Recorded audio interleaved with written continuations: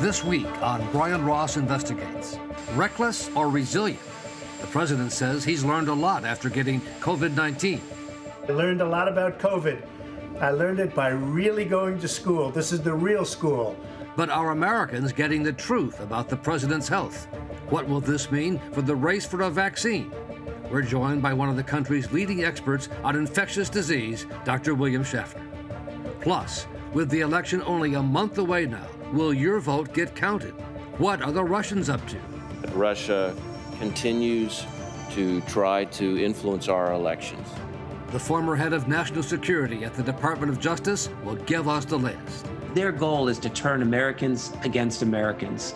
And this week's winners and losers in the media, covering the cover-up at the White House. When Dr. Connolly lies on Saturday and then gleefully admits to lying on Sunday, you know that politics has taken precedent. From the Law and Crime Trial Network, this is Brian Ross Investigates. Good evening, and thank you for joining us, and welcome to our viewers on Facebook Live. I'm Brian Ross, joined tonight by my colleague at Law and Crime, Rhonda Schwartz. And Rhonda, we're 1 month away from what will be a very consequential election, with growing concerns already that this essential piece of democracy could somehow be compromised. Rhonda? That's right, Brian. Intelligence officials have warned they've already detected signs of election interference from Russia and other countries, and both political parties are gearing up to contest the results. And Rhonda, the head of the FBI, Chris Wray, has repeatedly warned that there are serious efforts underway by the Russians, only to be contradicted by his boss, the President of the United States. Our biggest threat to this election is governors from opposing parties controlling ballots, millions of ballots. To me, that's a much bigger threat than foreign countries, because much of the stuff coming out about foreign countries turned out to be untrue. But we certainly have seen very active efforts by the Russians to influence our election in 2020. And I think the intelligence community has assessed this publicly, primarily to denigrate Vice President Biden.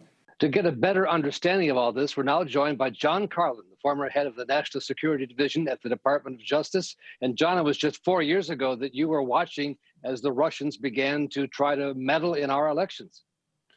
That's right, Brian. And unfortunately, as we saw in 2018 and now again in 2020, it's more of the same. What do you think they can do? In addition to putting out essentially fake items on social media, can they also mess with the structure of the elections themselves?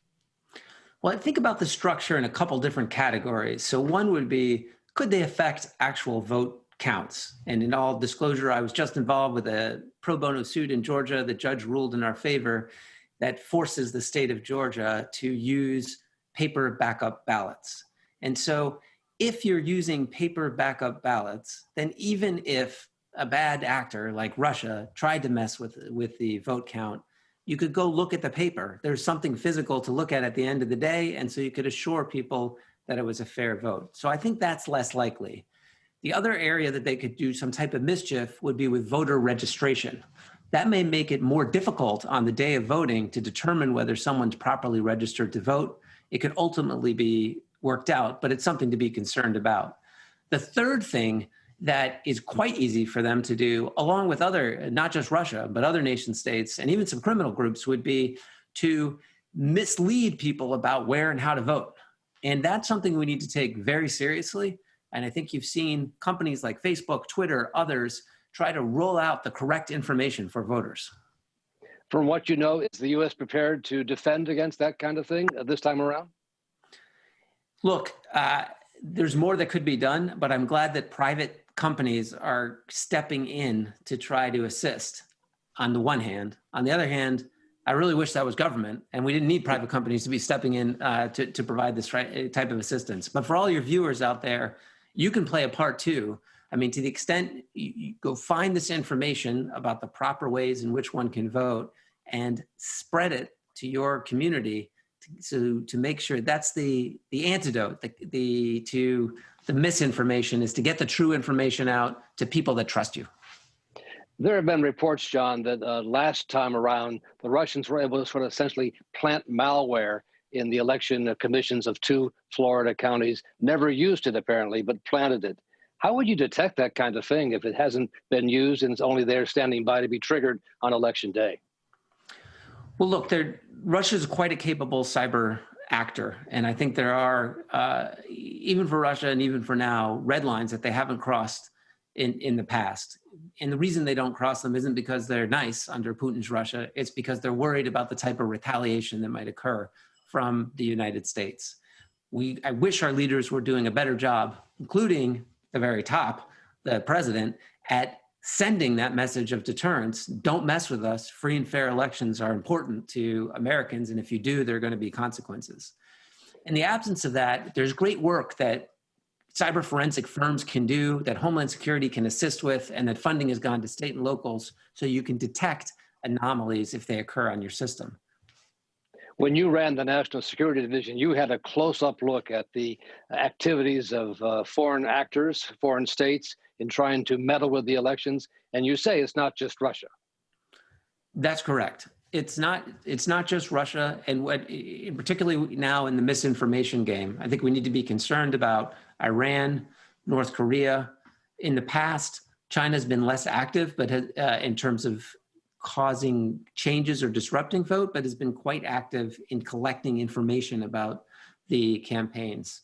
And the other threat we need to be concerned about now is not one that's intentionally messing with our election, but could inadvertently mess with it, and that's ransomware. These are criminal groups that deploy malware that locks up systems so nobody can use them until you pay them money.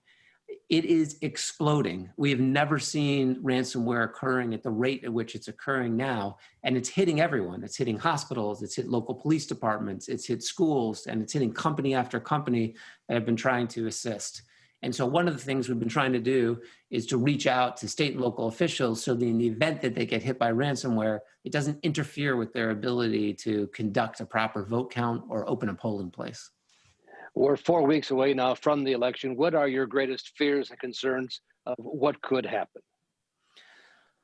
The area I'm most concerned about actually is more to do with our trust and confidence in the result. There's probably going to be a period of time, and certainly in some states, where the vote's not counted. I expect nation states to jump into that breach, Russia in particular, and put out as much misinformation as they can, because their goal is to turn Americans against Americans. They're fundamentally under Putin. He views democracy as an existential threat, and he wants to make us doubt the democratic system. That's why it's so important for people in both parties, Republican and Democrat now, to send the message that we need to be patient during that time period, that we can ultimately, because there are paper ballots, reach the right results free of digital interference, and to work with the media to get them not to hype what are going to be endless misinformation stories. And of course, the President of the United States should take responsibility as well to call on that calm and defend our democracy. We haven't seen that. That must be very disappointing to you. You worked for Barack Obama, and the word went out then. What do you think is going to happen now? Well, Barack Obama was my third president that I worked for as a career official, and I don't think this should have anything to do with party.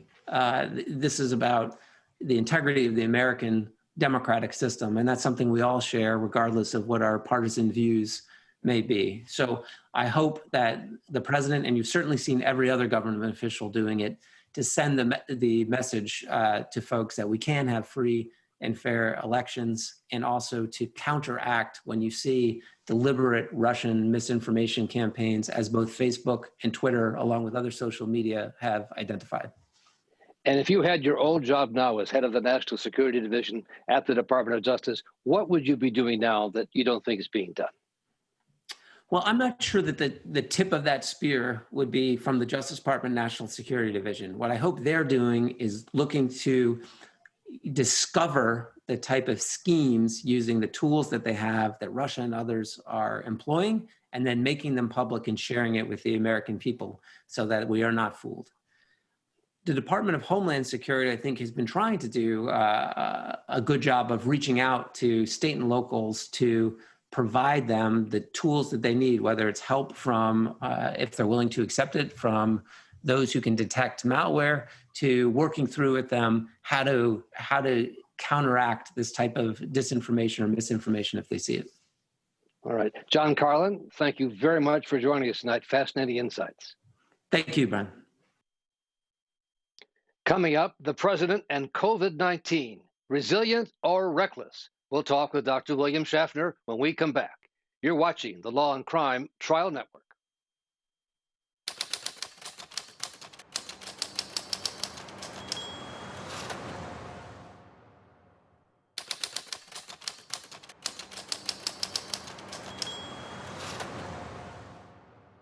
President Trump is now back at the White House after being hospitalized for 4 days for treatment of COVID-19. He's already suggesting it wasn't that bad and telling people in a post that it's no worse than the flu, a post that Facebook has now taken down for spreading disinformation. Here's some of what he told the American people upon his return. Don't let it dominate you. Don't be afraid of it. You're going to beat it. We have the best medical equipment. We have the best medicines, all developed recently. And you're going to beat it. I didn't feel so good. And 2 days ago, I could have left 2 days ago. 2 days ago, I felt great, like better than I have in a long time. I said just recently, better than 20 years ago. And now we're joined by Dr. William Schaffner of Vanderbilt University, a member of the panel that is looking at the COVID-19 vaccine. And Dr. Schaffner, what do you make of the president's treatment of this deadly disease upon his dismissal from the hospital? Well, Brian, it certainly sounds as though the president is trivializing this disease, which has killed over 200,000 Americans and untold numbers of people around the world by now. This is a very serious infection, and we ought to take it seriously. Yes, a little bit of fear of this infection would go a long way. You know, we still don't have a national strategy to combat this infection. We have a crazy quilt of strategies depending on what the governors of the individual states do. And you can see how effective that has been. This virus is still spreading over most of the United States in a largely unhindered fashion. So I would take actually a position opposite to that you just heard, namely, take this very seriously. Please, everybody, wear your mask, do the social distancing, avoid large groups. And by the way, influenza's coming soon. Please get your flu vaccine. And just to be sure we hear it from you, COVID-19 is worse than the flu, or is it not, as the president has suggested? Oh, we think COVID is worse than the flu. We think it's more contagious, and we think its fatality rate is higher. Look at it this way. In a really bad influenza season, a couple of 3 years ago, we had 80,000 deaths in the United States. Since February here in the United States alone, we've had over 200,000 deaths. You do the arithmetic. I would think it's quite evident that COVID is worse than flu, and flu is plenty bad. Dr. Schaffner, a question for you from Rhonda Schwartz. Rhonda? The president, rightly so, got VIP treatment at Walter Reed Hospital. But what about for the COVID patient who goes to their local hospital? What treatment is available for them? Well, Rhonda, I actually think that the average person going to a reasonable sized hospital, can't be a small hospital, if they had serious COVID, enough to be hospitalized, of course, would get essentially the same treatment as the president, with one exception. You will remember early in his illness, he received an experimental drug, this cocktail of antibodies that was designed to prevent progression of the infection. That cocktail of antibodies, those monoclonal antibodies, are still in clinical trials. We don't know whether they work or not. The president received that under compassionate use. That's a special category the FDA has. Everybody else would have otherwise, I think, received largely the care the president received. So in that sense, yes, we have treatments available. But remember what Benjamin Franklin said, an ounce of prevention is worth a pound of cure. We'd much prefer to prevent these infections. It almost sounded, Brian, as though the president wanted us all to get infected and treated and deal with it. Almost bring it on. Doctor, bring us up to date on the latest in the race for a vaccine and with the news that the White House is now trying to stop the FDA guidelines on testing and releasing the vaccine. Well, as we all know, there are a number of phase 3 clinical trials currently underway with different vaccines, and we hope they all run to completion. The Food and Drug Administration has recently proposed stiffer guidelines for safety and efficacy of these vaccines. And after all of the information we have gotten from the White House saying there would be no political influence in the release of a vaccine, here we have the fat fingers of the White House influencing these Food and Drug Administration regulations. Golly, that sounds like political interference to me. That will lead to skepticism, I take it, about the vaccine. Oh, absolutely. I think the public may be preoccupied with the president's illness, but this was seen immediately by the public health and the infectious disease community, and there was another wave of skepticism that came out. It had been allayed by all of these firm comments, we're going to rely on the science, but now I think there's another wave of skepticism. People are saying, oh, really? My goodness, that looks pretty political to us. Indeed, it does. Dr. William Schaffner from Vanderbilt, thank you again for joining us. Always fascinating insights and important information, actual information from you. Thank you, Doctor. My pleasure. Thank you, Brian. Right. Coming up, this week's winners and losers in the media, covering and covering up at the White House. You're watching the Law and Crime Trial Network.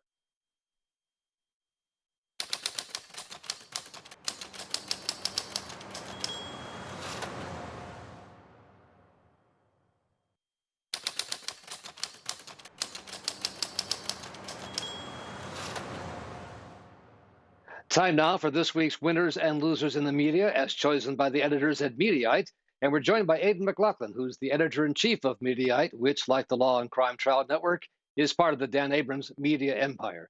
And Aidan, you chose as your first winner Chris Wallace for taking on a Trump campaign official about the protocol followed or not followed by the first family and his aides at the debate last week.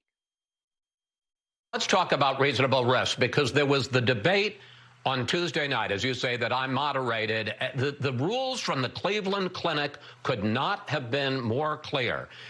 Everyone in the audience was to wear a mask. The president and the former vice president and I were the only ones exempt from that. We've got a picture up on the screen.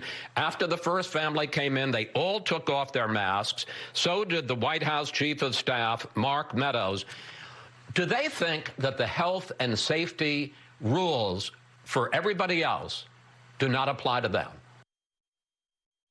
So, Aidan, Chris Wallace not afraid to hammer a Trump campaign official on Fox News. For sure. Now, so Chris Wallace is the anchor of Fox News Sunday, and he was quite frustrated in this interview, I think partially because the White House wasn't making any White House officials available for Sunday show interviews. They had to deal, so Sunday show hosts had to deal with campaign surrogates like Steve Cortez and Jason Miller to get updates on the president's health, which is obviously not ideal. Now, Chris Wallace has asked this question before about the first family taking off their masks for the Tuesday debate. Now, when the Tuesday debate happened, that was before we knew that the president would test positive for the coronavirus. And the first family was actually approached by officials within the debate hall and asked if they needed masks. And so because it was in congruency with the rules that they wear masks throughout the entire debate, and they declined. Now, this is something that Chris Wallace brought up on air on Fox News and has repeatedly asked Trump campaign officials. He repeatedly questioned Steve Cortez on it in that interview and didn't get any answer. Steve Cortez kept dodging the question and sort of moving on to different topics related to masks, but not answering why the first family wouldn't just comply and wear masks throughout the debate. Those were excellent questions. And part of your losers this week, the White House itself, for trying to cover up what was going on once the president was sent to the hospital. Here's an exchange with the White House press corps grilling his doctor, Dr. Sean Conley, outside Walter Reed. Has he ever been on supplemental oxygen? He Right now, he is not on I understand. oxygen. I know you keep saying That's right now, but should we read into the fact that he had been previously? Yesterday and today, he was not on oxygen. So he has not been on it during his COVID treatment? He's not on oxygen right now. They really can't keep their story straight because after he talked, then Mark Meadows behind the scenes was giving more serious information, more about his condition. That's right. And we should give huge props to the White House press corps this weekend for their questioning of Dr. Sean Conley and the rest of the president's physicians. This was a really staggering series of press conferences that we had from these doctors. That clip that you just showed was from Saturday when Sean Conley was asked if the president was ever administered supplemental oxygen. He said that he was not on oxygen right now, sort of comically danced around whether the president was ever on oxygen. Ended up getting pressed to the point where he said the president was not on oxygen today, was not on oxygen yesterday, which was Friday. At the subsequent press conference on Sunday, reporters questioned him again, and he revealed that the president actually was given supplemental oxygen on Friday before he was airlifted to Walter Reed. So he effectively admitted that he had been misleading and that he had lied to reporters, which was a really big moment, and I think struck a lot of journalists as a problem when these are the official doctors for the president that are supposed to be working for the taxpayer and conveying information about the president's health to Americans. And they are misleading on everything from the president being administered oxygen to what was seen on his lungs when they were scanned. So it was a really bad moment for the president's doctors. And it was also a bad moment for the White House when you had Mark Meadows going off and giving an on-background briefing to reporters right after that press conference and saying that the president's vital signs were actually really bad. Which directly contradicted the kind of rosy assessment that Dr. Sean Conley had delivered in that press conference. So it was a really messy messaging all around from the White House, and I still don't think they've done a good job of clearing it up, even now that the president's been released from the hospital. Absolutely. And returned to life. All right, Aidan Mclaughlin, thank you so much for being here tonight, and thank you for all of you for watching. We'll be back here again next week. And thanks again to the team at Law and Crime for getting us on the air and off the air.